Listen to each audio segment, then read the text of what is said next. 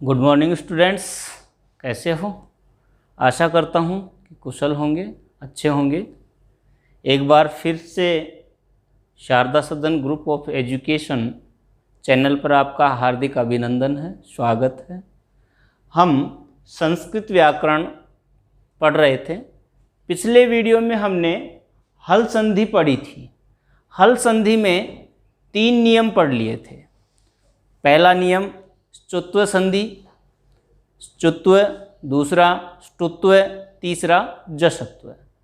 अब हम पढ़ने जा रहे हैं चतुर्थ यानी चरत्व संधि। कौन सी संधि? चरत्व संधि, जिसमें सूत्र क्या लगता है? खरीच। सूत्र क्या लगता है? खरीच। ये सूत्र ये कहता है खर परे झलाम, खर परे झलाम चरह शु।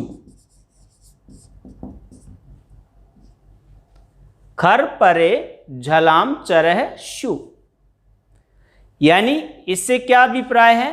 खर के परे झल आता है, खर के परे झल आता है तो चर आदेश होता है। अब ये कैसे, इसको हम समझेंगे। यदि किसी वर्ग के तीसरे चौथे वर्ण व्यंजन या श, श, स के बाद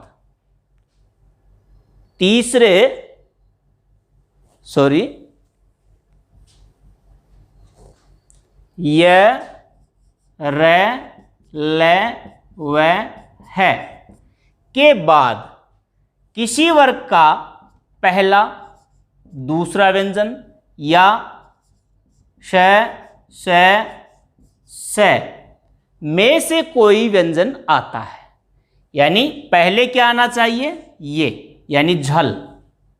और झल के परे या झल के बाद में क्या होना चाहिए? खर, यानी किसी वर्ग का पहला दूसरा श, श व्यंजन आता है तो चर आदेश होता है। चर का मतलब उस वर्ग का पहला वर्ण आदेश होगा। क्या होगा? किस वर्ग का होगा? इस वर्ग का। जैसे मान लिया किसी वर्ग का तीसरा व्यंजन आ रहा है तो उसी वर्ग का पहला व्यंजन आदेश होगा। इस प्रकार से भी कह सकते हैं कि जैसे आ गया क, ख, ग, इसी प्रकार से च, छ, ज, ट, ठ, ड, त, थ, द, प, फ, ब।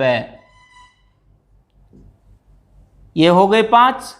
तो ग का हो जाएगा क, ज का हो जाएगा च, ड का हो जाएगा ट, द का हो जाएगा त, और श का हो जाएगा ब का हो जाएगा प। क्या हो जाएगा? प हो जाएगा। समझ में आ रहा है आपको? अब चाहे वह तीसरा हो चाहे चौथा हो, कोई भी व्यंजन होगा तो तीसरे और चौथे के स्थान पर क्या हो जाएगा? पहला व्यंजन हो जाएगा। समझ में आ रहा है आपको? इसमें सूत्र कौन सा लगता है? खरीच। खरीच सूत्र कहता है खर परे झलाम चरह शु, यानी खर के परे झल होने पर चर आदेश होता है। इस प्रकार से भी शॉर्ट में हम समझ सकते हैं, किसी वर्ग के तीसरे चौथे व्यंजन या य, र, ल, व, है के बाद किसी वर्ग का पहला या दूसरा व्यंजन आए या श, स, स में से कोई व्यंजन आता है तो इनके स्थान पर इसी वर्ग का क्या हो जाएगा? पहला व्यंजन हो जाएगा। जैसे उदाहरण के लिए हम देखते हैं,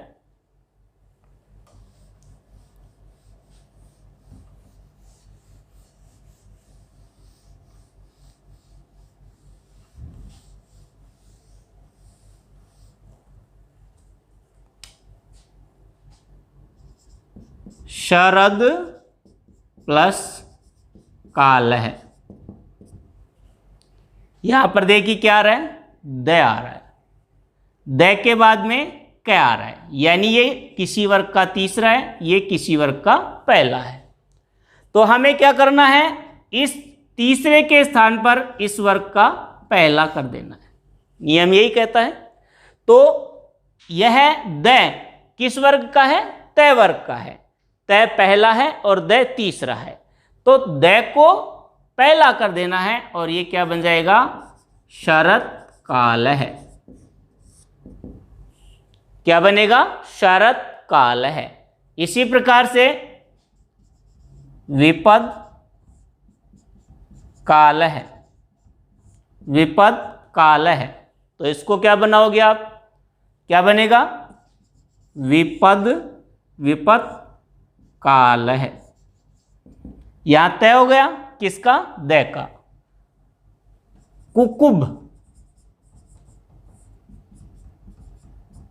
प्राप्तम, कुकुब प्राप्तम, यहां पर क्या आ रहा है, चौथा, इसके बाद में पहला, तो इस चौथे के स्थान पर भी इसी वर्ग का क्या हो जाएगा, पहला हो जाएगा।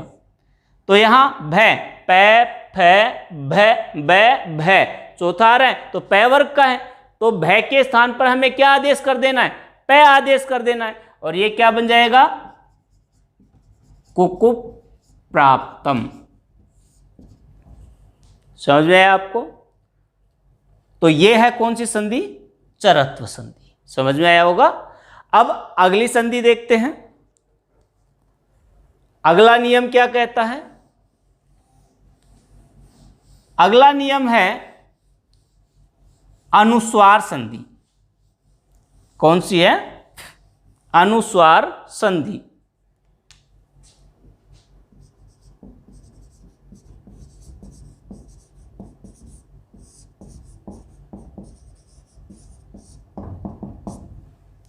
इसमें सूत्र लगता है मो अनुस्वार है, मो अनुस्वार है,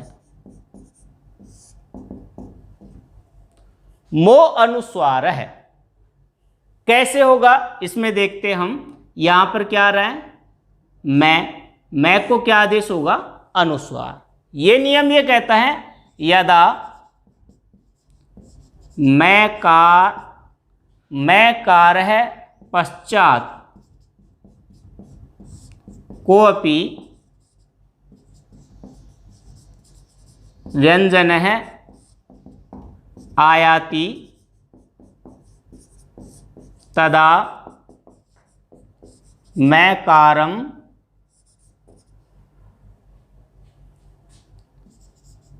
अनुस्वार है आदेश है भवति। मैं के पश्चात, किसके पश्चात, मैं के पश्चात कोई भी व्यंजन आता है तो मैं को क्या आदेश होगा, अनुस्वार आदेश होगा। क्या आदेश होगा, अनुस्वार। आप देखते हैं अनुस्वार का ये चिन्ह होता है, ये चिन्ह होता है, तो वहां पर क्या कहेंगे हम, अनुस्वार संधि। उदाहरण के लिए देखते हैं, उदाहरण के रूप में हम देखते हैं, जैसे रामम प्लस वद, रामम प्लस वद। यहां पर देखिए मैं है, यहां व्यंजन आ रहा है, तो ये क्या बन जाएगा, रामम वद। इसी प्रकार से प्रियम प्लस वदा, प्रियम प्लस वदा, यहां मैं आ रहा है, तो मैं को क्या कर देंगे, अनुस्वार, तो ये हो जाएगा प्रियम वदा। क्या हो जाएगा, प्रियम वदा। इसी प्रकार से हरिम प्लस वंदे, हरिम प्लस वंदे, तो यहां पर देखिए क्या आ रहा है, मैं और उसके बाद में व्यंजन, ये क्या हो जाएगा, हरिम वंदे, हरिम वंदे। समझ में आ रहा है आपको। यहाँ देखिए क्या है, रामम वद, यहाँ मैं आ रहा है, आगे व्यंजन है, तो मैं का क्या हो जाएगा, अनुस्वार हो जाएगा। अनुस्वार हमेशा अपने से पूर्व वर्ण पर लगता है, यानी ये वर्ण आ रहा है अनुस्वार, इसको अनुस्वार लगाएंगे तो ये पहले वाला वर्ण जो है मैं, इस पे अनुस्वार लगेगा। हमेशा अपने से पहले वाले वर्ण पर अनुस्वार लगेगा, इस बात का ध्यान रखें। इसी प्रकार से और उदाहरण लेते हैं, रामम प्लस लिखती, रामम प्लस लिखती, तो यहां पर क्या आ रहा है, मैं, और आगे ले व्यंजन है, तो ये क्या हो जाएगा, रामम लिखती। समझ में आया आपको? ये कौन सा है, अनुस्वार संधि। समझ में आया होगा अनुस्वार संधि किसे कहते हैं।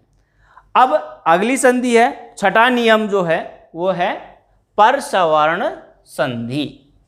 पर सवर्ण संधि,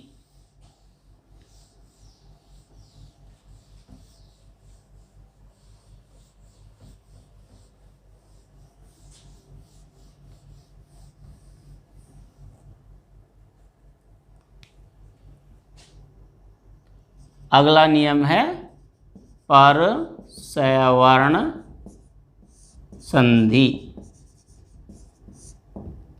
इसमें 2-3 नियम लगते हैं, 2 नियम मुख्य हैं, उन 2 नियमों पर ही हम चर्चा करेंगे।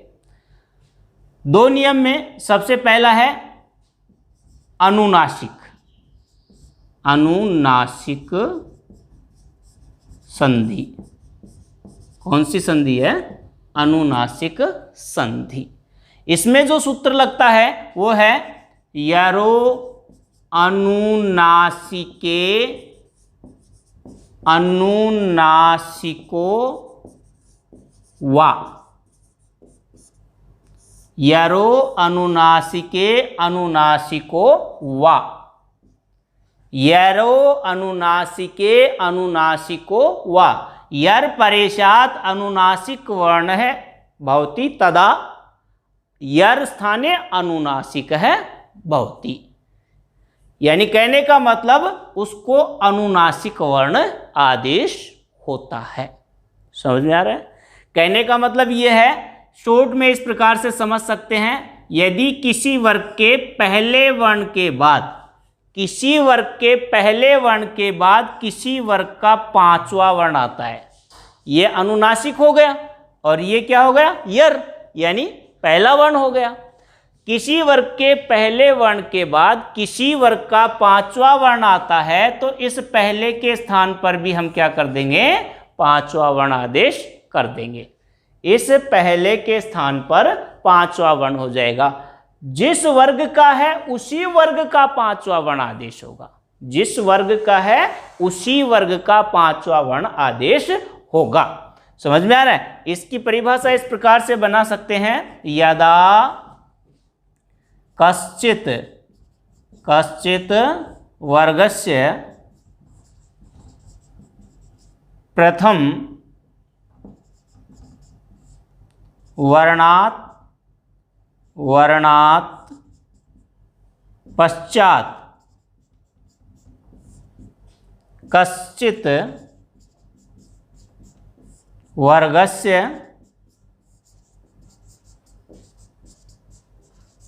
पंचमम वर्ण है आयाति तदा प्रथम वर्ण स्थाने तस्य वर्गस्य एव, तस्य वर्गस्य एव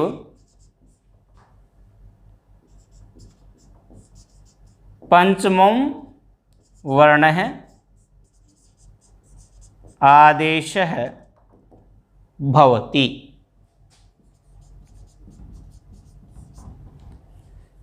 यदा कश्चित वर्गस्य प्रथम वर्णात् पश्चात कश्चित वर्गस्य पंचमम वर्ण है आयाति तदा प्रथम वर्ण स्थाने तस्य वर्गस्य एव पंचमम वर्ण है आदेश है भवति। जब किसी वर्ग के प्रथम वर्ण के पश्चात किसी वर्ग का क्या है पंचम वर्ण आता है, तब प्रथम वर्ण के स्थान पर उसी वर्ग का ही पंचम वर्ण आदेश होता है। जैसे किसी वर्ग के पहले वर्ण के बाद में किसी वर्ग का पांचवा वर्ण आता है, तो इस पहले वर्ण के स्थान पर भी इसी वर्ग का पांचवा वर्ण आदेश हो जाता है। उदाहरण देखते हैं हम। उदाहरण में जैसे जगत प्लस नाथ है, जगत प्लस नाथ है, तो यहां पर कौन सा वर्ण आ रहा है? पहला। यहां कौन सा आ रहा है? पांचवा। तो क्या आदेश करेंगे? क्या आदेश होगा बताइए? इस पहले के स्थान पर इसी वर्ग का पांचवा वर्ण हो जाएगा। क्या हो जाएगा? पांचवा। तो क्या बनेगा? तय का न हो जाएगा और ये बन जाएगा जगन्नाथ है। समझ में आया आपको? इसी प्रकार से कित प्लस नर है, बताइए क्या बनाएगा? तय का पांचवा न बन जाएगा किन्नर है, किन्नर है। समझ रहे हैं आप? इसी प्रकार से सत प्लस नारी क्या बनाएंगे? सन्नारी। क्या बनेगा? सन्नारी। समझ रहे हैं आप? किसी वर्ग के पहले वर्ण के बाद किसी वर्ग का कौन सा वर्ण आए? पांचवा वर्ण आए, तो आगे क्या आदेश हो जाएगा? उस पहले वर्ण के स्थान पर उसी वर्ग का पांचवा वर्ण हो जाएगा। दूसरा उदाहरण लेते हैं। जैसे वाक प्लस मयम, वाक प्लस मयम, तो कै का पांचवा क्या है? ङ। ये बन जाएगा वांगमयम। इसी प्रकार से षट प्लस मुखम, षट प्लस मुखम, यहां ट आ रहा है, ट का पांचवा कौन सा हो जाएगा? ट का पांचवा हो जाएगा न, और ये बन जाएगा षण्मुखम। शायद आपको समझ में आया होगा कि अनुस्वार अनुनासिक संधि कहाँ होती है? किसी वर्ग के पहले वर्ण के बाद किसी वर्ग का पांचवा वर्ण आता है, तो पहले वर्ण के स्थान पर भी उसी वर्ग का पांचवा वर्ण आदेश हो जाता है। अगला लेते हैं।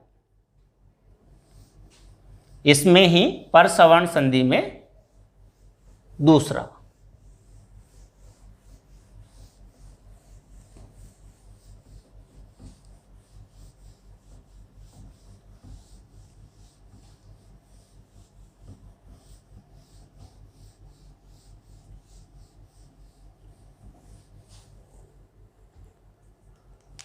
दूसरा है तोरली। सूत्र क्या लगता है? तोरली। तोरली ये क्या कहता है? यदि तय के बाद, किसके बाद? तय के बाद लय से प्रारंभ होने वाला कोई शब्द आता है। किसके बाद? तय के बाद लय से प्रारंभ होने वाला कोई शब्द आता है, तो तय का भी परसवर्ण हो जाएगा और ये क्या बन जाएगा? लय बन जाएगा। तय के स्थान पर क्या हो जाएगा? लय हो जाएगा। समझ में आ रहा है आपको? तय के बाद क्या आए? लय आए, और लय आने पर इस तय को भी परसवर्ण कर दिया जाता है, यानी लय आदेश होता है। जैसे उदाहरण लेते हैं। उदाहरण में तत् प्लस लय है, तत् प्लस लय है, तो यहां पर तय के बाद में लय आ रहा है, तो तय को भी क्या हो जाएगा? लय। तल्लय है। उत प्लस लेख है, उत प्लस लेख है, तो यहाँ तय के बाद ले आया है तो क्या बन जाएगा, उल्लेख है। समझ में आ रहा है। ऐसे ही उत प्लस लाश है, क्या बनेगा इसका, उल्लास है। शायद आपको समझ में आया होगा। इस प्रकार से यहां पर कौन सा नियम लगा है, तोरली। ये क्या कहता है, तय के बाद में लय से प्रारंभ होने वाला कोई शब्द आता है तो तय के स्थान पर परसवर्ण हो जाता है। परसवर्ण मतलब आगे जो वर्ण है उसके अनुसार ही बदल जाता है। तो तय के आगे क्या है, लय है, तो तय का भी क्या हो जाएगा, लय हो जाएगा। फॉर एग्जाम्पल तत् प्लस लय है, तल्लय है, उत प्लस लेख है, उल्लेख है, उत प्लस लाश है, उल्लास है। तो यहाँ पर देखिए मूल रूप से ये आ रहा है ना, ये मूल शब्द जो है वो एक उपसर्ग है उद। उद से ये उत में परिवर्तित होता है, उद से उत में परिवर्तित होता है। और वो पहले हमने जो नियम पढ़ा था ना, उस नियम में ये मैंने स्पष्ट कर दिया था। जैसे सरद प्लस काल है, विपद प्लस काल है, दय का पहला हुआ है। इसी प्रकार से यहाँ दय का पहला हो गया तो हमने सीधे ही लिख दिया तत् उत, जबकि ये क्या है, दय है। उपसर्ग मूलतः ये है उद, संस्कृत में उपसर्ग उद होता है। समझ में आ गया आपको। ये थी आपकी हल संधि यानी व्यंजन संधि। अब अगली पढ़ेंगे हम विसर्ग संधि। विसर्ग संधि आपको नेक्स्ट वीडियो में पढ़ाएंगे। तब तक के लिए आपको धन्यवाद। एक बार फिर से निवेदन करता हूं कि इस चैनल को अधिक से अधिक लाइक करें, सब्सक्राइब करें, जिससे कि आपको अधिक से अधिक वीडियो उपलब्ध हो सकें। थैंक्स।